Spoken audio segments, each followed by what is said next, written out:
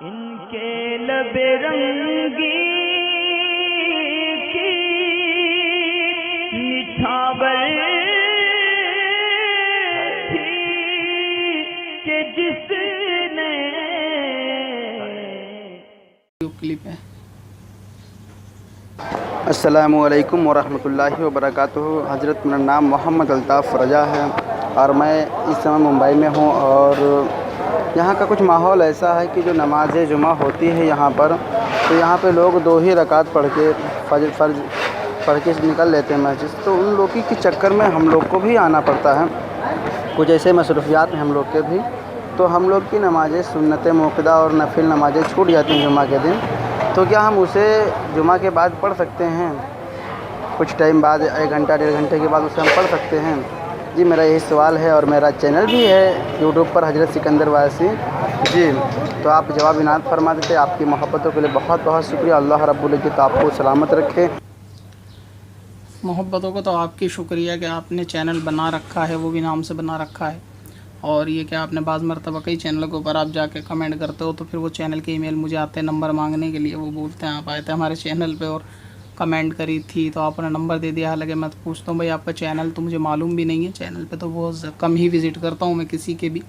तो फिर वो बताते हैं कि जी ऐसे ऐसे ID, तो मतलब ये कि आप हर जगह खा पी कर आते हैं बिल मांगने के लिए। फिर लोग जो है ना नाम समझ के मेरे पास आ जाते हैं बिल भरवाने। तो कहीं पे भी आप अगर कमेंट किया करें, आपके जो चैनल का नाम है वो मेरे नाम पे बना हुआ है, तो आपको चाहिए कि हर जगह कमेंट के बाद आखिर में ब्रैकेट में अपना नाम लिख दिया करें कि भाई अल्ताफ़ रज़ा। तो इस तरीके से मामला आसान हो जाएगा। खैर कोई नहीं। सुन्नत मुअक्कदा जो होती हैं जुमे के दिन, तो उनका जो वक्त होता है वो वक्त जब तक है जब तक जुमे का वक्त है। मतलब ये कि जैसे ईशा की सुन्नतों का वक्त और वितर का वक्त पूरी रात है, क्योंकि ईशा का वक्त पूरी रात है। लिहाजा जुमे का वक्त होता है अहनाफ के नज़दीक, वो होता है जो वक्त ज़ोहर है वही वक्त जुमा है। लिहाजा असर का वक्त लगने से पहले वो तमाम वक्त जुमे का है, और जुमे के वक्त में जुमे की सुन्नतें पढ़ना ही दुरुस्त है।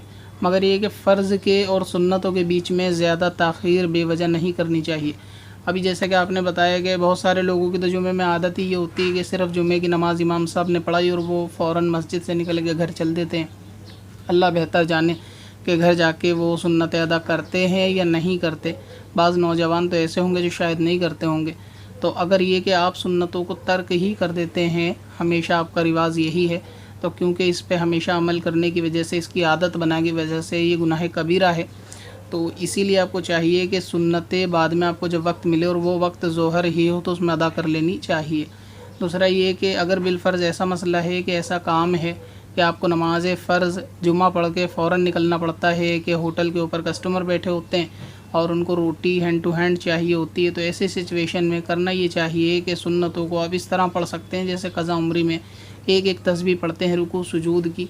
तो आप इस तरीके से उसको वक्त में पढ़ लें तो ज़्यादा बेहतर है। और अगर ऐसा भी पॉसिबल नहीं हो रहा, किसी के साथ ऐसी मजबूरी है कि उसको जुम्मा पढ़ के जाना ही जाना है, तो ऐसी सूरत में वो जाने के बाद अपना काम निपटा के बाद में सुन्नतें पढ़ेगा। ये सुन्नतों का वक्त जो है ज़ोहर तक का ही वक्त है, तो जब तक ये जुमे का वक्त रहेगा असर से पहले इसको अदा कर लेने में हर्ज वाली कोई बात नहीं है। इसको बाद में अदा कर लिया जाएगा, मगर इसको तर्क नहीं किया जाएगा।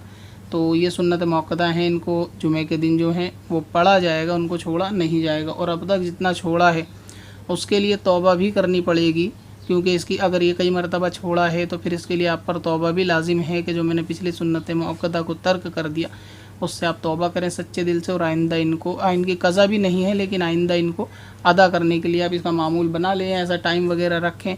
किसी ऐसी दूसरी मस्जिद को भी तलाश कर सकते हैं आप जुमे के लिए कि जो ज़्यादा दूर ना हो और वहाँ जुमा जो है या आपकी वक्त मस्जिद के वक्त से पहले होता हो, ताकि आप जो है कस्टमर के आने से पहले या दूसरी परेशानी से पहले सुन्नतें पढ़ के आ सकते हैं। अगर मस्जिद भी ऐसी नहीं है तो फिर आप जुमे के फ़ौरन बाद ये भी कर सकते हैं कि जुमे का जैसे फ़र्ज़ पढ़े, फ़र्ज़ पढ़ने के बाद आप दुआ और सलाम वग़ैरह को तर्क करके उसके अंदर जो है सुन्नतें पढ़ लें, फिर बाद में अपनी दुआ पढ़ लें। इस तरीके से भी काम आसान होता है, क्योंकि जुमे वाले दिन चंदे का भी सिलसिला मस्जिदों में रहता है, तो उसमें होता है कि दुआ में शायद ताख़ीर होती हो तो आप शायद बैठे रहते हो। और अगर ऐसा है कि आप फ़र्ज़ पढ़ के ही निकल जाते हैं, दुआ सलाम वगैरह पहले से ही छोड़ देते हैं, तो फिर आप फ़र्ज़ के बाद फ़ौरन अपनी सुन्नतें पढ़ने खड़े हो जाया करें, जबकि मस्जिद में कोई और परेशानी दुश्वारी ना हो। क्योंकि कभी ऐसा होता है कि इमाम साहब मना करते हैं बहुत मस्जिदों में कि फ़र्ज़ के फ़ौरन बाद ना खड़े हो, क्योंकि चंदा जो लोग ले रहे होते हैं उनको बीच में से निकलने में थोड़ी परेशानी हो जाती है, नमाजी बीच में खड़े हो जाते हैं, तो वो सब मामले देख लें, कोई बाइस फितना ना हो तो आप इसको पढ़ लें, वरना ये कि सुन्नत ज़ोहर के वक्त तक पढ़ सकते हैं।